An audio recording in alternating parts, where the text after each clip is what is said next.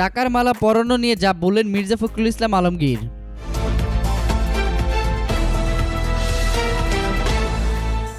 ঠাকুরগাঁও ১ আসনে ধানের শীষের প্রার্থী মির্জা ফখরুলের গলায় টাকার মালা পরানোর একটি ভিডিও সামাজিক যোগাযোগ মাধ্যমে ভাইরাল হয়েছে।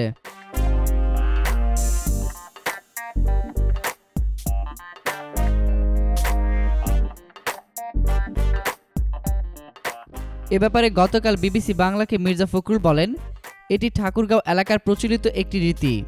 নির্বাচনে পছন্দের প্রার্থীর কাছে যদি নির্বাচনী প্রচারণা চালানোর মতো অর্থ না থাকে, তাহলে তারা নিজেদের যতটুকু সামর্থ্য আছে তার সবটুকু দিয়ে নিজের প্রার্থীকে সাহায্য করেন এবং সমর্থন জানান।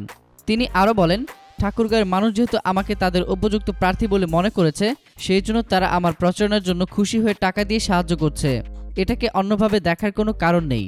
মির্জা ফখরুলের ওই জনসভায় উপস্থিত ছিলেন ঠাকুরগাঁও জেলা বিএনপির সভাপতি তৈমুর রহমান। তিনি বলেন, দলের স্থানীয় সমর্থকরা খুশি হয়ে নির্বাচনের প্রচারণায় সহায়তার জন্য মির্জা ফখরুলের গলায় 10টি টাকার মালা পরিয়ে দেয়।